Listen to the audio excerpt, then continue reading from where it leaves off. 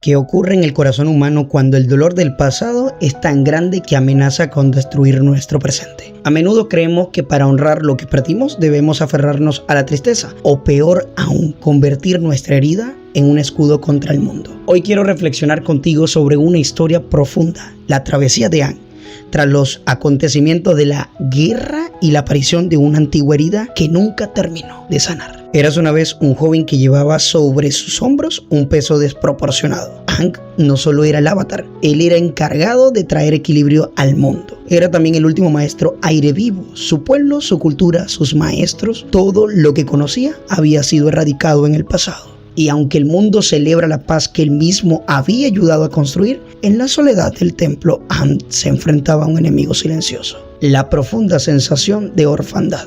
Hay pérdidas que no solo nos quitan lo que amamos, sino que intentan definir quiénes seremos a partir de ese momento. La verdadera tentación no es olvidar, sino permitir que el luto se convierta en una prisión. Pero la paz que no se nutre del perdón siempre es frágil. Mientras Aang buscaba reconectarse con la memoria de sus antepasados, buscando reliquias antiguas, ocurre un evento disruptor. Un ataque inesperado rompe la serenidad del templo.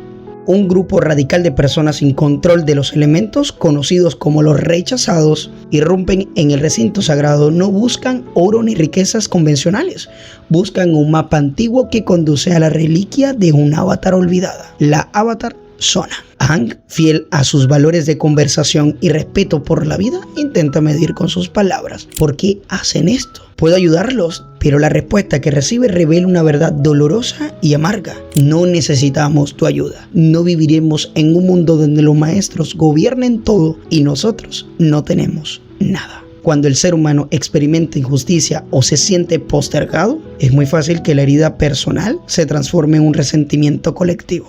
El problema de pelear contra una injusticia desde el odio es que terminas convirtiéndote en aquello que afirmas combatir. Los rechazados logran escapar con el mapa, dejando una estela de incertidumbre. Tras el ataque, han regresado a Ciudad República, una metrópoli creada precisamente como símbolo de unidad entre las naciones.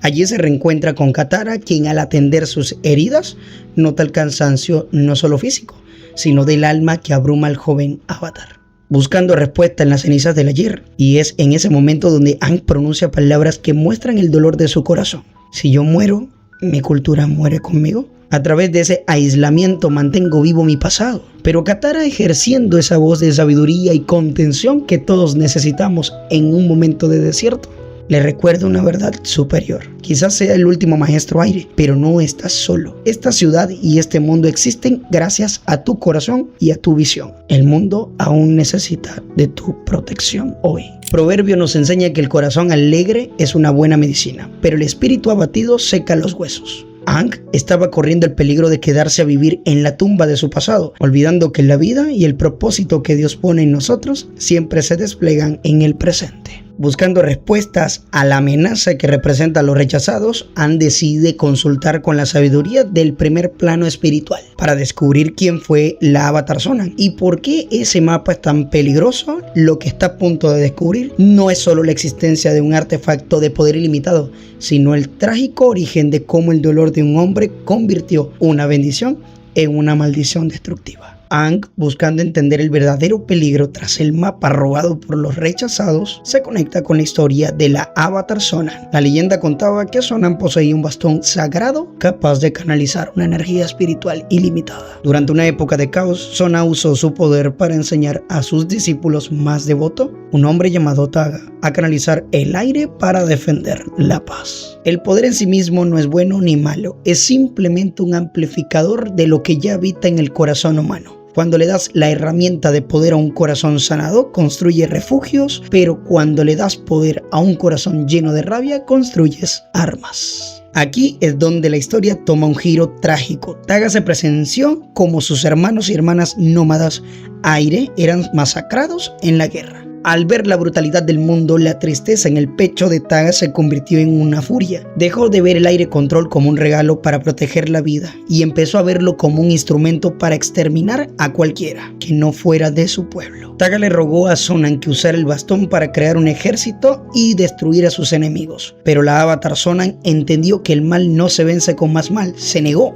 Cegado por la ira, Taga robó el bastón, pero al conectar su espíritu cargado de odio a la reliquia sagrada, la energía se corrompió. Taga dejó de ser un guardián de la paz para convertirse en una entidad impulsada únicamente por la venganza. Hay una frase bíblica muy sabia que nos advierte: sobre toda cosa guardada, guarda tu corazón, porque de él mana la vida. Taga no cuidó su corazón, creyó que peleaba por su pueblo, pero en realidad estaba usando la causa de su pueblo como una excusa para desahogar su propia amargura. De vuelta al presentarse, descubrimos que Taga ha resurgido a través del poder de los rechazados. Su plan no es simplemente recuperar el bastón, sino hacer descender el antiguo templo espiritual sobre Ciudad República para erradicar el orden actual y erigir un nuevo imperio del aire por la fuerza. Cuando Aang confronta a Taga, este le dice con desprecio: tus ideas de paz son una ilusión. Tu amada Ciudad República está erigida sobre mentiras. Para defender a los nuestros debemos de ser implacables. Pero Aang responde desde la verdadera fortaleza de su espíritu. El bastón no le pertenece al imperio, pertenece al equilibrio del mundo. La paz no se impone con miedo. El tirano siempre justifica sus actos amparándose del bien. Taga afirmaba amar a su cultura, pero para salvarla estaba dispuesto a destruir todo el mundo. Nos demuestra que cuando nos obsesionamos con tener la razón a toda costa, perdemos la capacidad de amar.